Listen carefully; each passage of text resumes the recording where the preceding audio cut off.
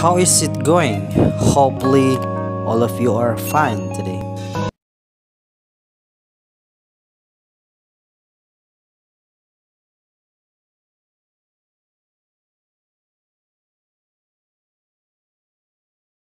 Pada video Mr. Island sebelumnya, kita membahas tentang Sangkuriang, cerita rakyat. Nah, pada video kali ini, Mr. Island ingin membahas tentang jenis teks apakah sebenarnya Sangkuriang tersebut. Nah, Mr. Island ingin menyampaikan langsung bahwa Sangkuriang itu termasuk pada naratif teks.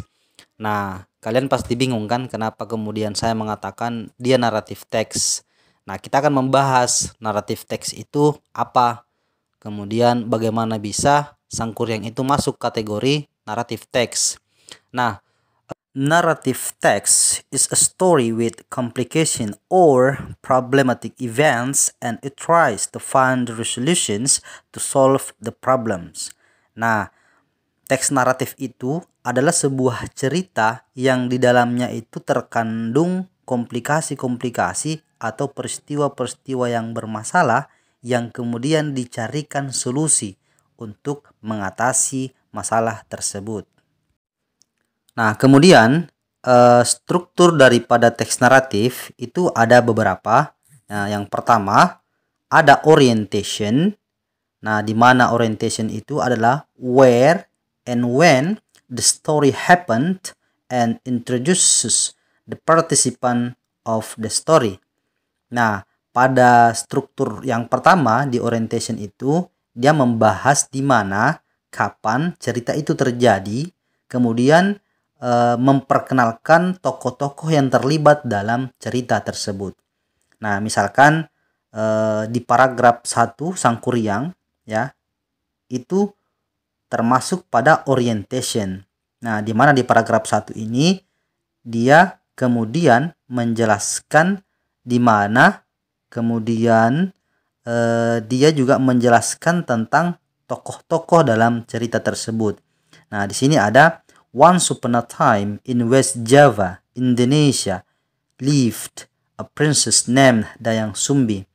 Nah, pada suatu masa itu ada di Jawa Barat, Indonesia, tinggallah seorang putri, ya, seorang putri yang bernama Dayang Sumbi. Nah, dia memperkenalkan Dayang Sumbi di sini. Nah, kemudian karakter-karakter Dayang Sumbi juga diperkenalkan. She was beautiful and kind-hearted. Dia kemudian memperkenalkan bahwa Dayang Sumbi itu orang yang cantik dan baik hati. Kemudian kesehariannya Dayang Sumbi kemudian diperkenalkan juga gitu kan. Nah, kira-kira itu yang kemudian menjadi menjadi penanda bahwa dia masuk pada orientation. Nah, kemudian di paragraf kedua ya, ini masih masuk pada orientation. Nah, a male creature came.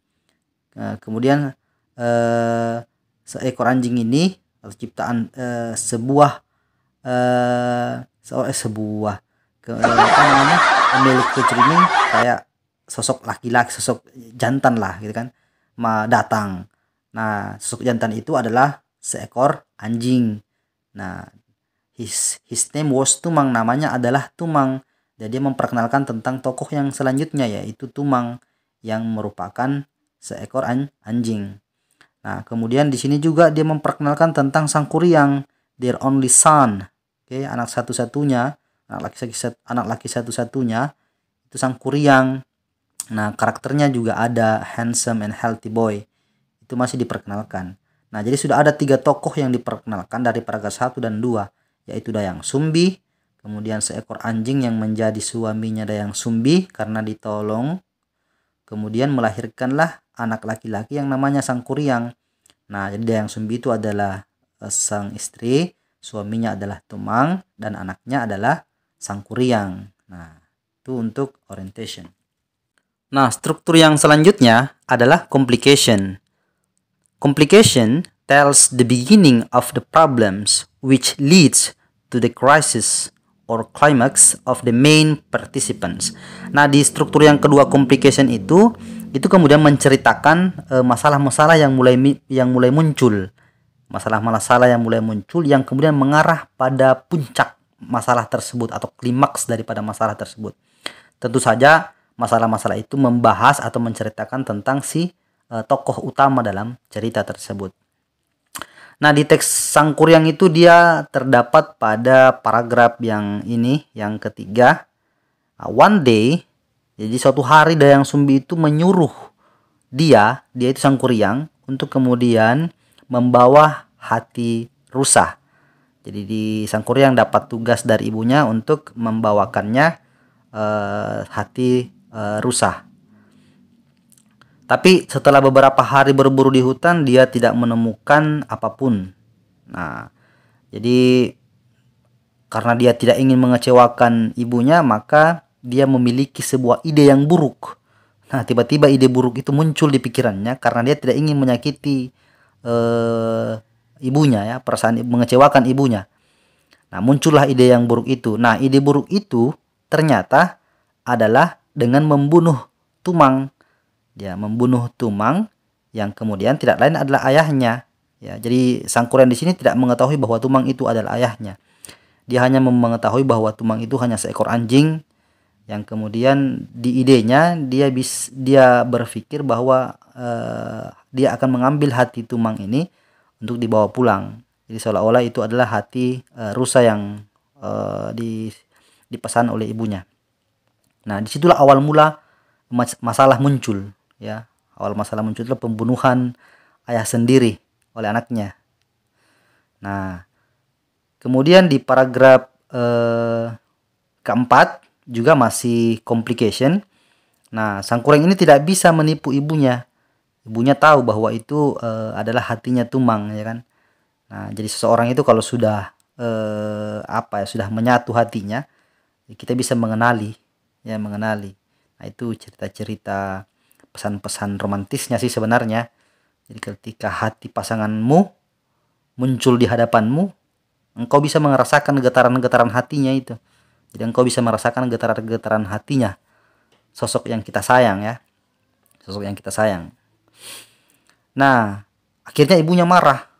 Ibunya marah kemudian memukulkan sebuah potongan kayu ke Tumang. Jadi ke Tumang, ke dahinya Tumang ini terluka akibat pukulan ibunya. Dan kemudian disuruhlah pergi. Nah, bertahun-tahun kemudian akhirnya Tumang ini tumbuh menjadi anak muda atau laki-laki yang kuat. Akhirnya dia kembali ke desanya, desa yang ditinggalkannya itu. Kemudian dia bertemu seorang gadis cantik muda. Nah, ternyata gadis itu adalah Dayang Sumbi. Karena Dayang Sumbi ini dia tidak bisa menjadi tua. Dia akan awet muda terus. Nah, dia sudah mendapatkan semacam anugerah gitu kan, anugerah yang dimana dia tidak bisa menjadi tua, jadi akan muda terus. Nah, Sangkuriang tidak tahu bahwa itu adalah ibunya. Nah, akhirnya dia mendekati ibunya dan bermaksud untuk melamar ibunya sendiri. Nah, itu yang masih complication. Di masalah-masalah masih diceritakan di sini. Dayang Sumbi kaget ketika Sangkuriang mendekat. Dia melihat tanda luka di dahinya, gitu kan. Nah, akhirnya dia tahu bahwa ini anaknya yang dulu pernah meninggalkannya karena diusir tentunya, ya, Sangkuriang. Dia menceritakan sama Sangkuriang kenyataannya. Jadi berusaha keras, try to hard to explain, berusaha keras untuk menjelaskan, namun Sangkuriang tidak mempercayainya. Ya, karena mungkin dia melihat ini cantik sekali, ya. Ibunya kan mungkin sudah tua, jadi dia tidak sampai berpikir bahwa itu adalah ibunya. Nah, karena Dayang Sumbi ini tidak ingin menyakiti hatinya, akhirnya dia menerima lamarannya. Tetapi dengan memberikan syarat, ya, syarat yang mustahil menurut Dayang Sumbi untuk dia bisa lakukan. An impossible thing to do, sesuatu yang mustahil yang bisa dia lakukan. Dayang Sumbi ini ingin Sangkuriang membangun sebuah danau dan sebuah kapal dalam waktu 1 malam saja. Nah, itulah perintah yang mustahil akan dilakukan Sangkuriang menurut Dayang Sumbi. Setelah complication, kemudian ada struktur yang ketiga, yaitu resolution. The problems is resolved. Jadi di resolution itu masalah kemudian diatasi, ya kan? Either in happy or sad ending. Apakah itu berakhir dengan bahagia, happy ending, atau berakhir dengan kesedihan atau sad ending. Nah, di Sangkuriang itu terdapat pada paragraf yang terakhir. Sangkuriang setuju karena dia tahu bahwa dia bisa melakukan itu. Jadi melakukan tugas yang diperintahkan oleh ibunya karena dia memiliki pasukan gaib yang bisa membantunya. Nah, kemudian di sini ibunya ini memiliki ide bagaimana kemudian menggagalkan pekerjaan Sangkuriang. Dia menyuruh masyarakat untuk membakar pohon-pohonan, kemudian cahaya dari itu kemudian membuat ayam ini berbunyi, berkokok ya, karena melihat cahaya dari timur, ya kan. Jadi menganggap itu adalah matahari, sudah pagi ya. Akhirnya dia berbunyi. Nah, akhirnya pasukan gaibnya si Sangkuriang ini lari karena merasa bahwa wah sudah pagi gitu kan. Nah, lalu kemudian celakanya pasukan gaibnya Sangkuriang ini lari sebelum kapal itu selesai. Nah, Sangkuriang kemudian tahu sebenarnya bahwa Dayang Sumbi ini menipunya, curang terhadapnya. Dia marah gitu kan. Dia marah kemudian menendang perahu yang tidak jadi itu kan, yang belum jadi itu. Nah, menendang perahu yang belum jadi itu, akhirnya perahu itu terbalik. Jadi bagian bawah ke atas gitu kan, itu kan terbalik. Nah, disitulah dikenal, dari perahu itulah dikenal sebagai gunung. Jadi sampai sekarang itu dia dikenal sebagai Gunung Tangkubang Perahu. Nah, jadi Gunung Tangkubang Perahu itu ceritanya adalah perahu yang ditendang Sangkuriang yang terbalik. Nah, kira-kira itu untuk teks Sangkuriang dan penjelasannya ya. Nah, ternyata kita bisa memastikan wah ternyata teks Sangkuriang itu benar-benar adalah teks naratif dari ciri-ciri yang ada ya. Oke. Struktur yang keempat daripada teks naratif itu ada reorientation. It consists of a moral lessons, advice, or teaching from the writer. Jadi di struktur yang keempat itu reorientation ini bersifat pilihan ya, opsional. Kadang ada, kadang tidak. Jadi dia merupakan pelajaran yang bisa kita ambil dari sebuah cerita atau pembelajaran yang kemudian ingin disampaikan oleh seorang penulis. Ada beberapa jenis teks yang kemudian termasuk teks naratif. Yang pertama itu ada fairy tales atau cerita dongeng. Yang kedua ada folk tales, cerita rakyat. Selanjutnya ada fables atau cerita tentang hewan. Selanjutnya ada myths atau cerita tentang mitos. Nah, selanjutnya ketika kita membaca sebuah teks naratif, bagaimana sih sebenarnya kita bisa menganalisis ciri-ciri daripada teks naratif itu. Nah, di teks naratif itu kalau kita ingin menganalisa, yang pertama dia menggunakan keterangan waktu. Ya, misalkan di paragraf 1, once upon a time, ya itu keterangan waktu ya. Once upon a time itu termasuk keterangan waktu. Kemudian ada one day her weaving tool fell, itu juga termasuk keterangan waktu. Nah, kemudian yang kedua setelah keterangan waktu ada juga namanya past tense. Jadi teks naratif itu dia menggunakan tenses past atau past tense. Nah, kita bisa lihat beberapa kata yang menunjukkan past tense ya. Ada lived, kemudian ada was ya, kemudian ada could ya, could be very lazy. Oke. Kemudian setelah past tense ada direct speech. Direct speech itu adalah kalimat langsung ya. Kalimat langsung yang diucapkan. Contohnya di sini adalah, can anybody help me get my tool?